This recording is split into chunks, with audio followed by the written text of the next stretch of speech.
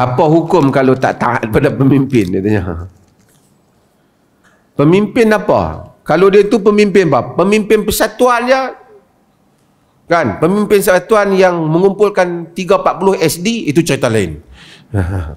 Ini kalau pemimpin yang dimaksudkan dalam konteks yang wajib taat itu ialah pemimpin yang menguasai bumi manusia, tanah air dan rakyat.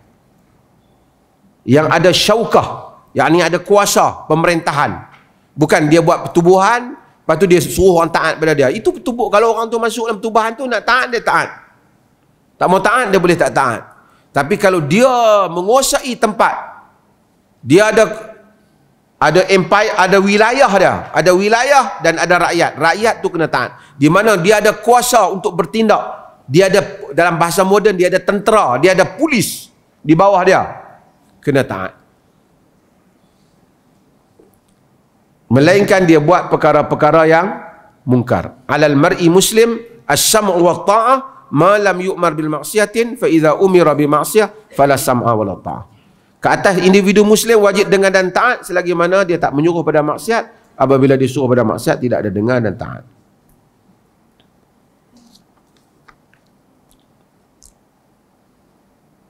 Ini soalan yang sama. Man kharaja an amirihi shibran mata mitatan jahiliyah. Siapa yang keluar daripada pemimpinnya sejengkal, mati dalam keadaan mati kharaja anil jamaah, yakni dia keluar, dia tak taat. Kharaja an, yakni dia keluar. Kalau kharaja ala, dia keluar tak taat. Dan dalam masa yang sama dia keluar menentang pemerintah dengan bersenjata. Ini diharamkan dalam syarak. Pemerintah ni mungkin dia ada masalah. Mungkin pemerintah tu kita tengok, katalah kita tengok pemerintah tu dia buat benda salah. Let's say lah, na'udzubillah, dia minum arak. Tapi dia tak suruh kita minum arak. Ada gambar dia minum arak. Adakah boleh kita keluar senjata lawan dia? Tak boleh. Kerana dia tumpah darah. Yang boleh kita buat, kita cegah, kita beritahu dia arak haram, awak tak boleh minum. Tapi kalau dia ajak supaya kita keluar agama, halalkan yang haram, haramkan yang halal, yang ni dia panggil kufrun bawah, kekufuran yang nyata ataupun kesalahan yang jelas nyata yang menyanggahi prinsip-prinsip agama. Ketika itu tak taat. Tak taat. Ada benda pemimpin buat, kita hanya tak taat bab tu saja, bukan kita keluar lawan dia. Dia suruh satu benda, kita tak taat benda tu pasal mungkar. Tapi adakah kita mesti perangi dia? Tak semesti kita perangi dia.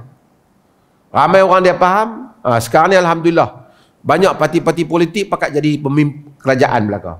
Sekarang bila mereka jadi kerajaan, mereka pun kata kena taat. Sebab tu orang abang, bab taat tu kita daripada dulu di IQ ni kita ajak taat pemimpin, taat. Kritik cerita lain.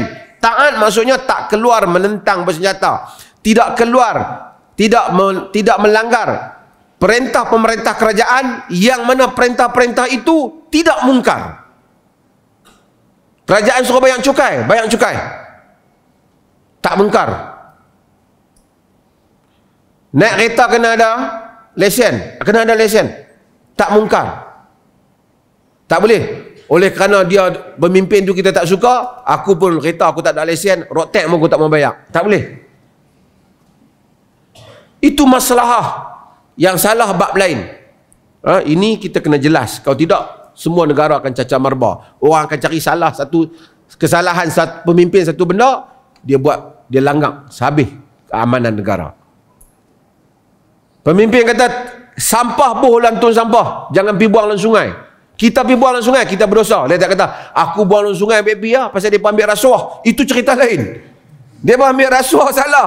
Bukan bila dia ambil rasuah aku boleh buang bahan kimia dalam sungai. Saya nak bagi contoh. Ini adalah pahaman yang salah yang dibuat oleh sebahagian orang tentang politik. Sebab itu bila mai Perdana Menteri baru, mungkin ada orang setuju atau tak setuju, tapi dia dah jadi Perdana Menteri, taat dia. Taat kepada dia. Selagi dia tidak memerintahkan dengan perkara yang mungkar, taat dia. Dia minta sokongan, sokong lah. Benda yang baik semua sokong.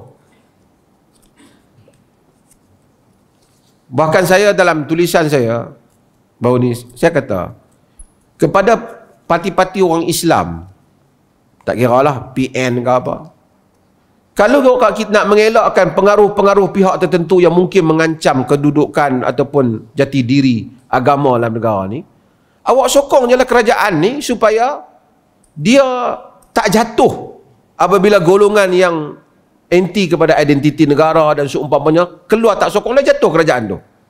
Awak masuk sokong dia supaya kalau dia berbuat baik, kalau awak tengok dia mula berbuat baik, sekarang tawaran-tawaran yang dia yang itu baik, jadi awak sokong lah dia supaya dia dapat pertahankan benda yang baik dan dia tak diugut untuk jatuh.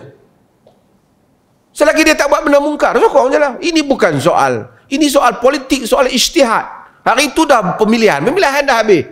Tak ada pemilihan. Suatu orang sudah naik. Kalau kita kawan ni bagi jatuh, kawan ni naik bagi jatuh, negara tak boleh baik. Biar dia naik, melainkan kita tengok dia nak kuatkan benda-benda yang mungkar. Itu cerita lain. Kalau kita tak nampak dia gitu, kita ambil masa sikit, kita boleh sokong dia. Supaya orang-orang yang mana nak agenda-agenda yang salah, tak boleh mengugut dia. Kalau kita nampak dia ke arah kebaikan.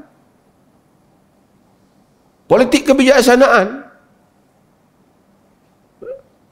Saya sebut dalam kuliah baru ni pun. Walaupun Yazid naik, sahabat tak suka naik Yazid naik. Ada yang tak suka Yazid. Pasal Muawiyah punya pemilihan itu tak melalui syura. Walaupun Muawiyah ada ijtihad, dia pilih anak dia Yazid bin Muawiyah. Tapi majoriti semua para sahabat nasihatkan Al-Husain bin Ali supaya jangan keluar menentang Yazid. Abu Sa'id Al-Khudri, Abdullah ibn Abbas, Abdullah ibn Zubair sendiri yang kemudiannya dia juga lawan Yazid pasal kes lain.